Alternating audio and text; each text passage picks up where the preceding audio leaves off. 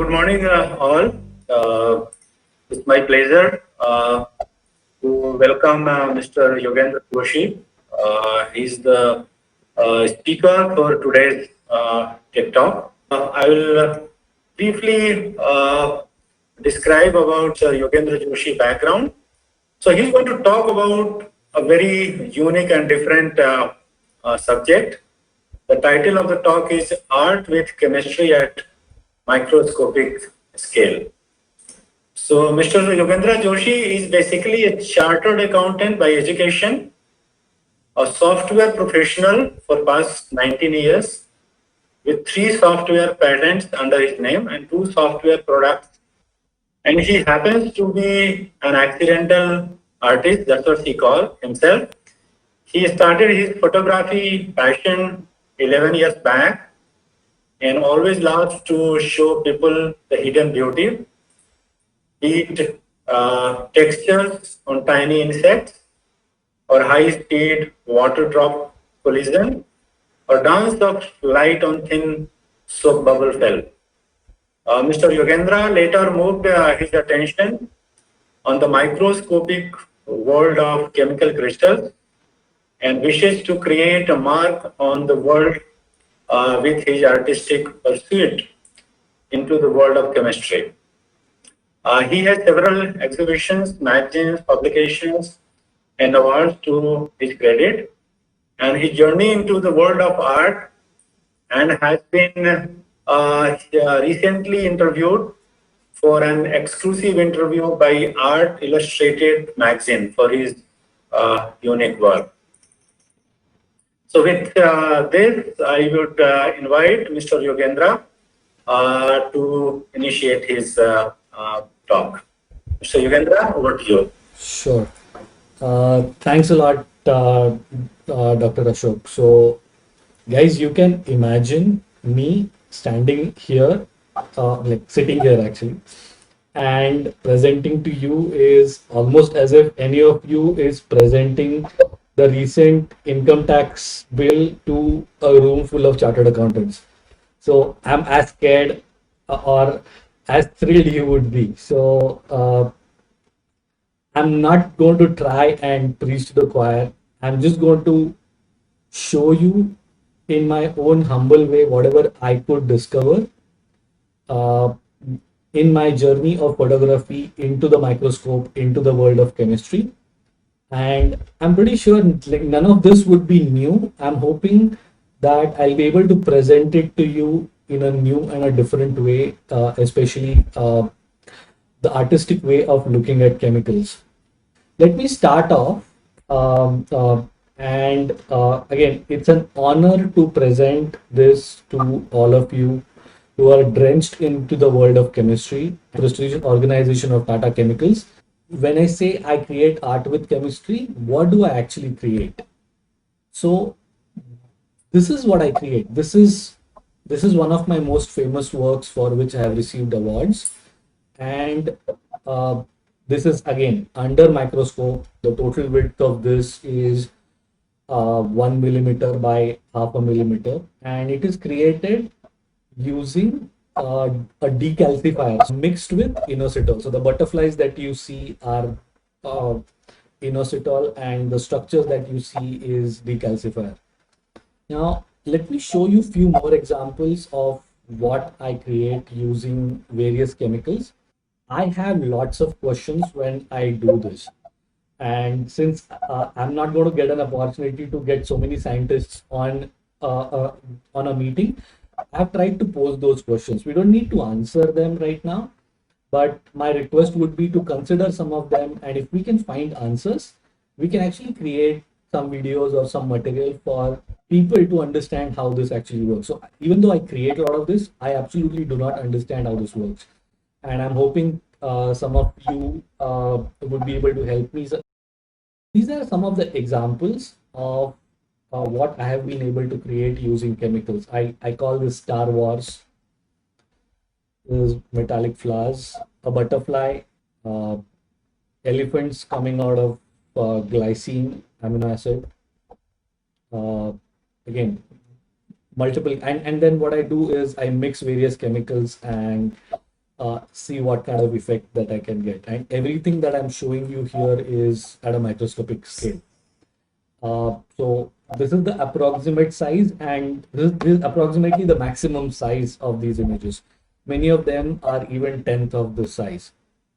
And it's not just that you can create images, you can actually capture the growth of these chemicals, the crystals, on a video. So I'm just going to take a minute to show a small video which I have been able to capture using the same technique. The inner layer is glycine chemicals, and then menthol growing on top of it.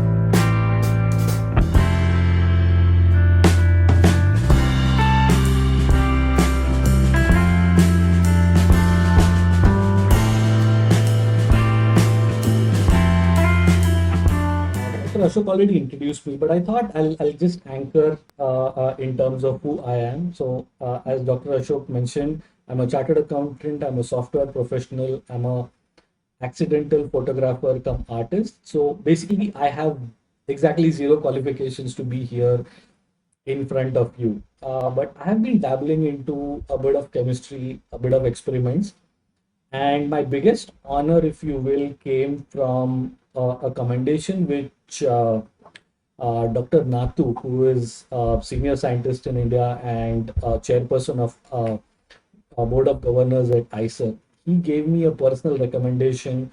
He spent a couple of hours with me, and he has promised more sessions with me. And he thinks that this is something unique. This is definitely not something anyone has done in India yet. And there has not been a lot of research on these chemical structures and why do they create fractal arts and a lot of interesting shapes. So uh, he has given me a great commendation, and he has also suggested that some additional research could be done on whatever artistic work that I have done from my end. So I guess that's the biggest an honor that I can tout in front of you from whatever thing that I have done till now. And if I have to think of where do I get my inspiration, or why do I still want to, so I'm already creating some art, but why do I want to go deeper and work with some of you who are interested to know more? Again, I'm taking inspiration from Dr. Richard Feynman, whom I'm a big fan of. And even though I come from an accounting background, I'm a software professional, and I do art, I still want to know more about the world around me. And I think knowing more and understanding more would help me appreciate the beauty of nature even more. At the same time, be like it will help me to create more art, more interesting things if I understand how all of these things interact. So with my experiments, I have learned a lot of things as to which chemicals can create what kind of art. So if I want to create mountains, if I want to create, let's say, flowers or various shapes of human like structures, I know which chemicals to use. But at one part of time, I would like to get to a place where just looking at a chemical compound, if I'm able to predict what kind of shapes these chemicals would give, I'll be able to mix them in different proportions and create interesting art. Again, this is uh, this is just a wish. I'm not sure if it makes any sense, but let's see how it goes. So I'm going to take you through some of the work, and from now on, I'm going to restrict myself to a specific chemical and the shapes that we are seeing, and later we'll do a demo as well. Um, As far as water is concerned, obviously water doesn't really crystallize. So what I've done is taken a thin film of ice and uh, again looked at it under microscope. The important thing to remember here is whatever I'm showing is cross polarized. So I'm using two polarizer filters, one inside the microscope and one on the light. And the film or the glass structure is sandwiched between the two. So these are some of the structures that we are able to see for just tap water ice. And if we take sugar, sugar crystals create really beautiful flowers. These are tears. These tears have beautiful structures. Again, this is at almost like 100x magnification. The kind of structures that we see, and again, I'm going to circle back to all of you with a question. Uh, Anything created with salt in it does not have any colors. It is not bifringent. I still do not understand why. So we are going to get into that at a slightly later point of time. Citric acid, again, extremely versatile and one of my favorite chemicals to work with. Uh, I'm just going to present a few pictures I've created using citric acid. Again, just one single chemical under different conditions, giving completely different shapes. And this is something that happened on a plastic slide instead of a glass slide. I created some structures on a plastic slide with citric acid. It started eating into the plastic material, and even that created some wonderful colors and shapes. Ascorbic acid or vitamin C, again, one of the most brilliant, vibrant structures that we get with it. Uh, Circular structures and geometric patterns. Urea, again, one of my favorites to use independently or mixed with others. I call this crucifixion image. So the challenge is you get a lot of structures. As an artist, uh, once the structures are created, the focus is to find the right areas which will create interest after these photos are seen by the audience. Again, this is urea, typical structure when mixed with other chemicals. This is urea plus inositol. And even things like home, like the medicines at home. So aspirin and crocin are also great examples. I always wanted to try the pure chemicals, so I got paracetamol. I'm still waiting for the pure chemical which makes aspirin. But even the tablets mixed with water or with alcohol create beautiful structures. So this is created with aspirin, and this is created with crocin, the tablets. Amino acids, again, amino acids is one of my favorites. I mix multiple of them. The two amino acids which work really great are beta alanine and L-glutamine, the ones which are used by gym instructors. So I've also created various videos where we will see a small clip from one of that.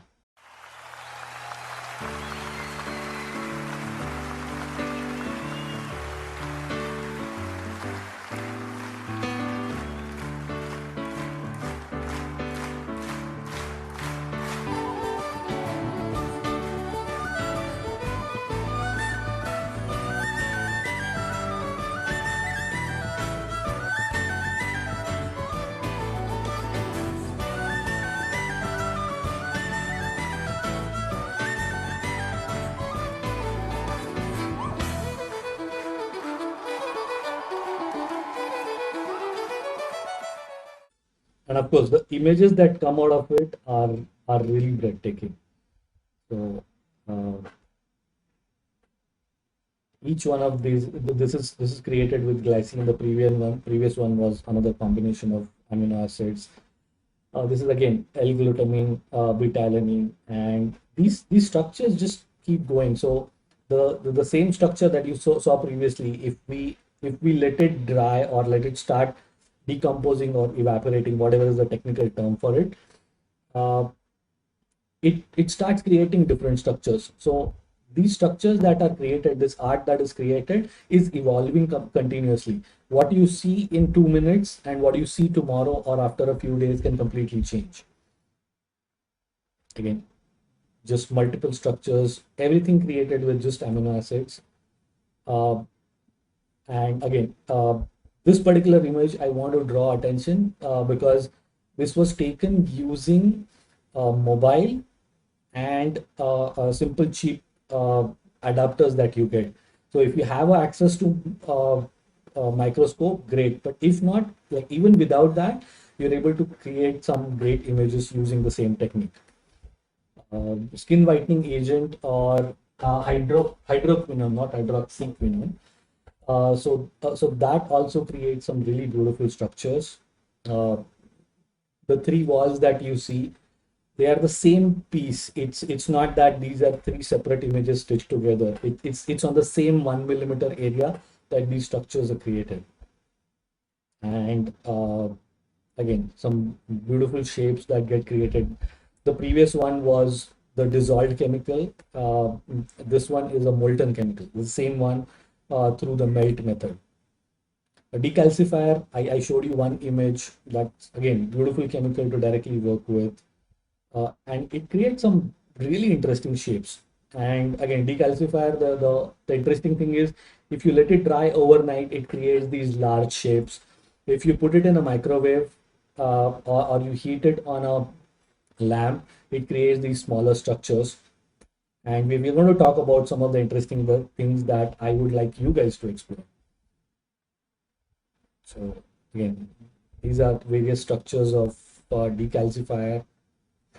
Then we move to sulfur. Again, sulfur is more challenging because it doesn't dissolve in water or alcohol. So the only thing that I can do is to melt it on open heat and then let it dry. And the shapes it creates is again absolutely crazy and not like anything else. So we can see some kind of like doors of a shack, or in this, me and a few more friends could see a Ganpati Miravnuk here. And we can see a world map again.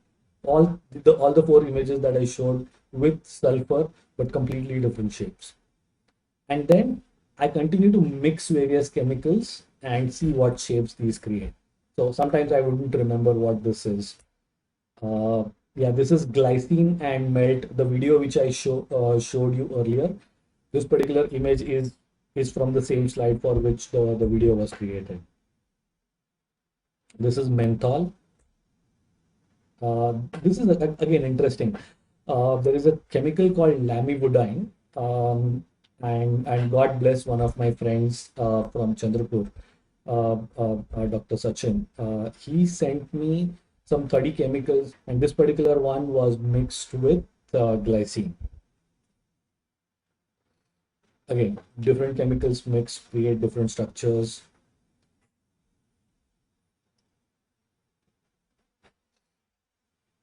You can either see a dog or two army grade missile launchers, depending on how you see it, or just a pure garden. So now I'm going to talk about what do I actually do, and followed by a quick demo. This is my process. Uh, Obviously, not a straightforward process, as you can imagine. So there are two parts to what I do. One is a scientific approach, one is the artistic approach.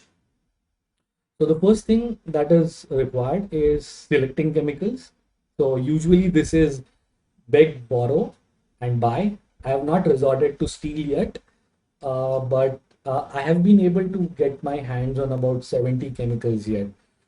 I want to get to as many chemicals, let's say 200, 300 chemicals in next few years, and publish a book on what various chemicals and their combinations can give in terms of art.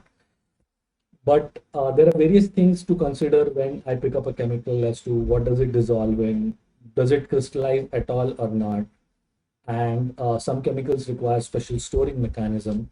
From an artistic point of view, I need to consider what kind of shapes it gives. Urea gives certain structures. Salicylic acid mixed with anything creates intricate structures. So, what kind of art that I want to create on a particular given day? Once I've experimented with various chemicals that I have, how do I mix them, or what kind of a thing that I pick up for a particular day? Once that is done, I need to decide how does it crystallize. Uh, some uh, for some they evaporate and crystallize, for which I either need to leave them overnight or microwave them or heat them. Of course, when I do microwave them, I don't put the slice directly into the microwave. I use like a small airtight box, put the slides in it, and microwave for 2 to 5 minutes. I've gotten some of the most interesting results in microwave, but of course, you can do it on an open heat as well. And we are going to see an example of open heat crystallization today in a demo. And some things absolutely do not dissolve in anything else. So I just need to melt them on open heat. And again, the considerations are what kind of evaporation or what kind of crystallization mechanism gives rise to what kind of results. And then the most important thing for an artist that comes in is how do I select how do I select an appropriate area? Because let's say I have a glass slide, I can probably create 10,000 unique photos from it. But what's important is which one do I select to show? How do I navigate the entire slide to make sure that I select the best ones? Sometimes I spend the entire night just on one slide, and sometimes I just have to throw away and start from the beginning. And from a scientific perspective, as I mentioned earlier, these photos are taken using a microscope, a polarizer, and a retarder. I will talk about what a polarizer is and what a retarder is.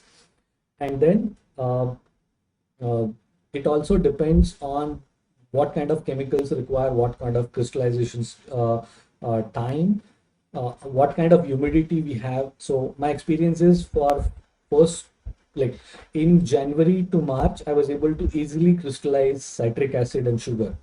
But for last 6 months, I have not been able to almost create a single slide because there is so much humidity in the air.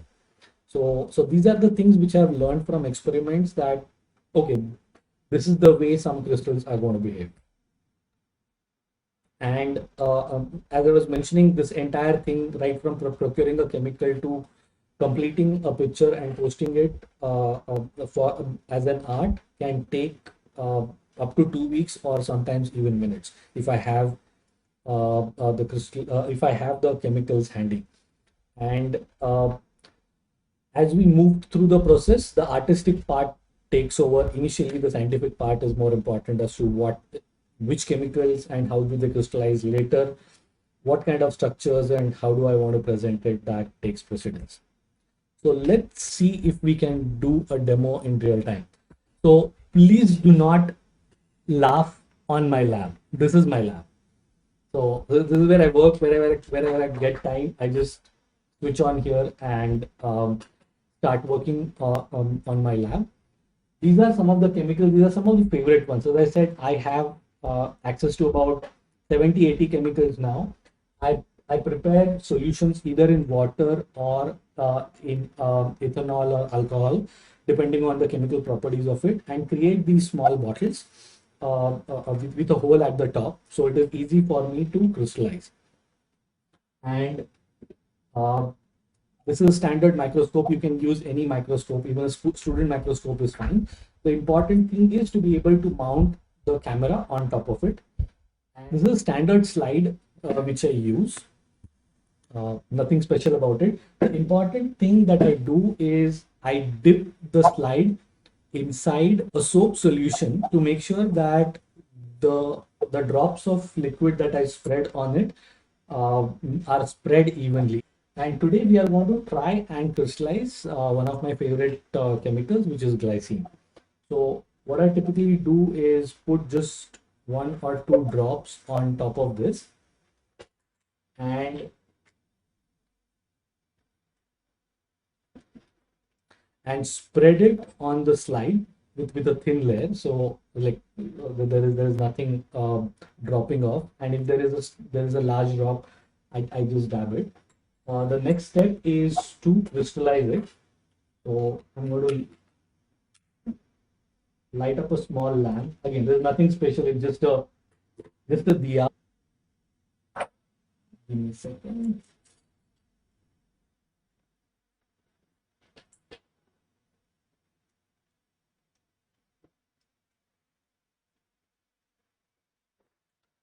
So once the water or alcohol that I've mixed in it evaporates, it starts to crystallize. So every chemical has different properties and different time in which it crystallizes. I've taken glycine because it crystallizes really quickly. And I'm not sure if you're able to see a small structure that is getting created. Let me see if you're able to see it here. So the white patches that you see on the glass slide, that's my art. So I think the crystallization is done. The next thing that I do is I pop this slide on the microscope. Now I want to actually show you how these crystals look under the microscope. So I've tethered this particular microscope using the camera onto my laptop. So now take a look. If I navigate inside the slide, so this is the slide which I just created. Look at the structures that we created in real time. Now you can see it has grown to this particular extent.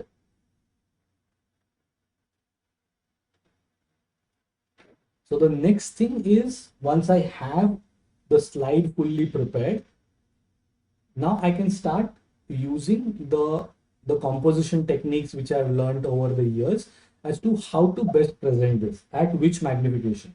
So if I go on 4x magnification, this is what is visible. So okay, this can look like let's say mountains and its valleys. If I want to just concentrate on a single flower, which is created on this structure, let's say, let's see which area is more interesting. Okay, let's concentrate on this. So I can zoom in, change the magnification to let's say 10x, and we are able to concentrate on just this area. If I want, I can continue to go deeper up to even 100x magnification, and then I can move around the camera and make sure that I compose it really well, and then I just take a photo directly from my computer. So that's my entire flow.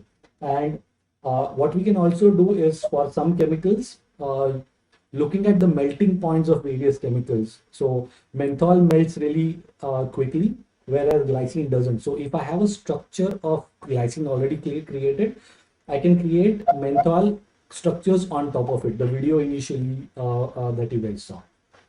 Okay, so that's it. That's all I do. It's just that for each chemical, the process might change. So for ascorbic acid, it might take a few minutes. For decalcifier, it may take a few hours to get the right structures that we need.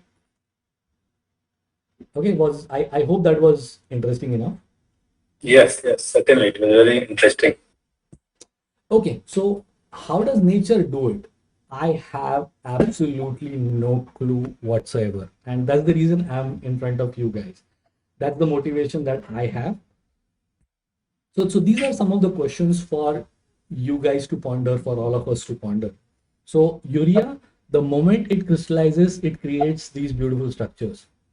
But after a few minutes, especially in the current humidity of monsoon, it starts to evaporate and leaves behind these beautiful structures, which are almost like either a fingerprint or a flame, or some of the most interesting structures that I have liked in these experiments is these script-like structures.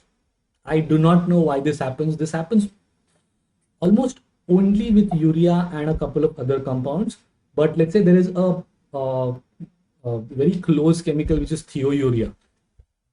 That crystal basically stays forever till I wash the slide. But urea literally evaporates in minutes. I do not know why. Again, For some chemicals, you are literally able to see, especially in mixtures, a complete growth which almost looks like plants. So I'm going to play a small video.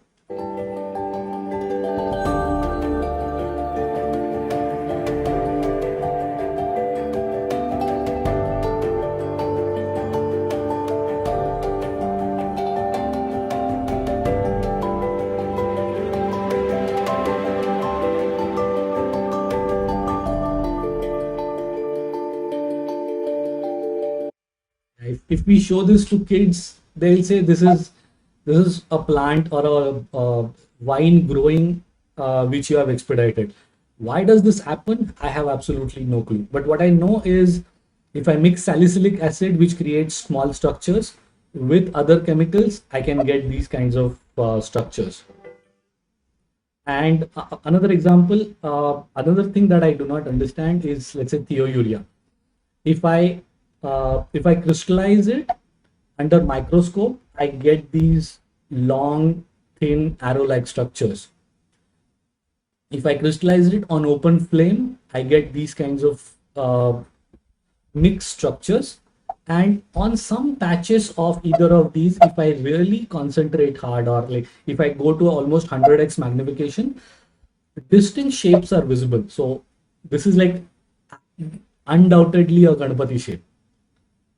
So what I do not know is why does the process or time of crystallization, the time it takes for crystallization, to create completely different structures with the same chemical. I do not know. And another interesting thing is, which I mentioned earlier, anything with salt in it. So I've tried mixing salt in almost every chemical. So there's always a like salt and a sugar a bottle always available with me, and I try mixing it with every new chemical that I try. Consistently, what I found is the moment I mix salt in it, I always get like non-bifringent structure. So even if I put a blue color inside it, everything will look blue. But things like urea or most other chemicals give these beautiful, colorful structures when looked under a polarized light. Why does this happen? I have absolutely no clue. So that's all I had to present. We will open this up for question and answers and open discussion. But I'm hoping that at least few of you will not just leave it here. And if you want to do something about it, learn more. If you have not tried it yourself, we can do a lot of things together. You guys can suggest me various chemicals that I can try, different techniques of crystallization, and we can move ahead and create interesting things. And as far as resources are concerned, I can make two resources available to you. One is a art-oriented website where I've listed the structures based on how they look without getting into the chemistry part of it. And then there is another page on my photography website where I describe the process, put the videos, and also there are individual galleries. In each gallery, you will see assortment of chemicals. So in this gallery, you will be able to find every photo with its appropriate tag on how this particular photo was created, using which chemical. And all of you are free to connect with me on Facebook, Instagram, or on my WhatsApp number. I'm happy to make friends, take suggestions for new chemicals, take suggestions for anything else that you want to do with this, or if any of you are interested to, let's say, create art out of the chemical that you use and put up in your innovation center or at your home, we can work towards that. Again, I'm not trying to sell my art, but if anyone is interested, yeah, we can definitely look into it. So I'm opening this up for question and answers. Dr. Ashok, over to you. Anyone has any questions, I'm happy to answer. Thank you so much, Mr. Yogendra, for very interesting talk and looking at the crystal from entirely different angle, artistic angle. We do have some questions. Sure. just a few questions that came in chat box. First one is that have you looked at other amino acids? Other? Other amino acids, like you talked about glycine, so there are 20 amino acids. Have you looked at the structure of other amino acids and what kind of Yes, I have. So I've worked with about 7 or 8 amino acids right now. And as I said, I'm like on a beg, borrow, buy spree. So initially, I spent almost 1,000 rupees on every amino acid. Then I requested a few friends and even a chemistry company to send me a few small samples. So I'm only limited to how much, what kind of amino acids or what kind of chemicals I can get my hands on. And as I mentioned, if you go to my website, the photography oriented website, you will be able to see photo with its appropriate tag. So yes, I have tried a few more. I want to try a few more. So inositol, glycine, and please do not laugh about my pronunciations. These are not some of the things which I use in a daily life. So I may be completely ruining the pronunciation. But these are 4 or 5 amino acids which I've tried now. Okay.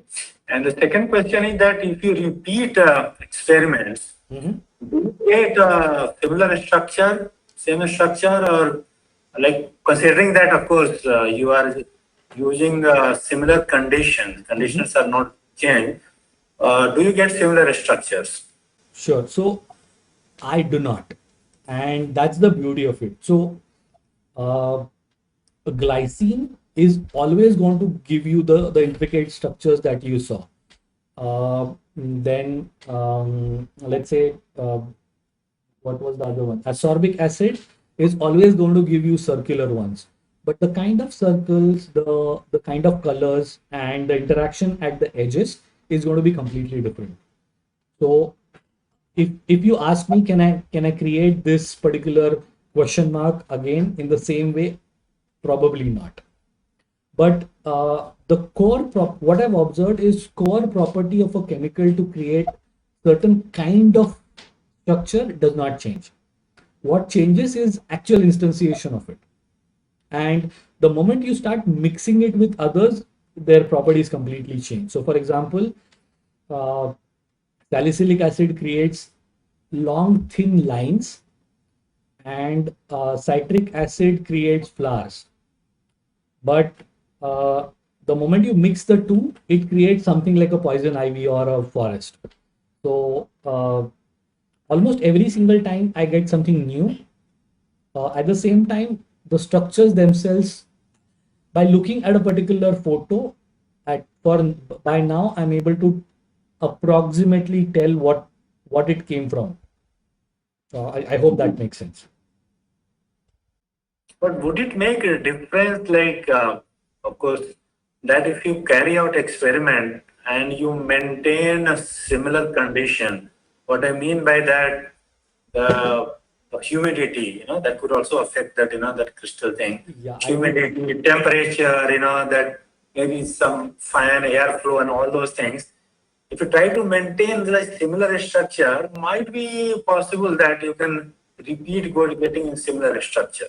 Sure. So it is true, and I have done some experiments. Again, my experiments are limited to this 2 feet by 2 feet corner. I do not have luxury of controlling humidity or controlling anything else. But a few observations are like the combinations of amino acids. If I create them and create the structures right away, I can get those floral structures. If I leave them for a few days and try it again, it does not. So I have to start from scratch. But for some other chemicals, that chemicals retains its structure even after a month.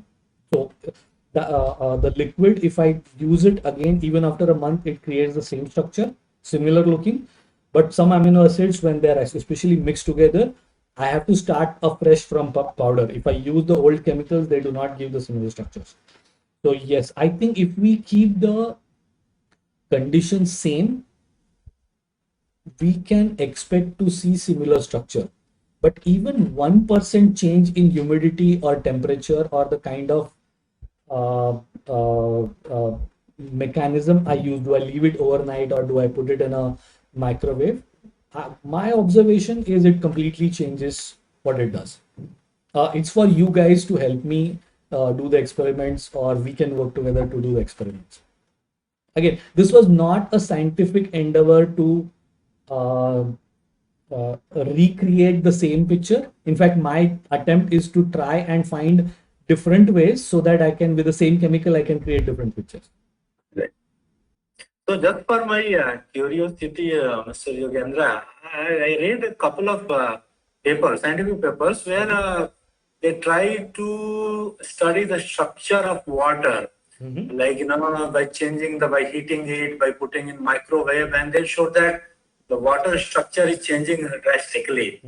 I don't know anybody in the world is studying, if because in our body, human body, you have 60 to 70% water. So if you change the structure of water, is anybody in the world studying on how it can affect its function? I mean, that might be too futuristic, but do you know anybody working in this direction?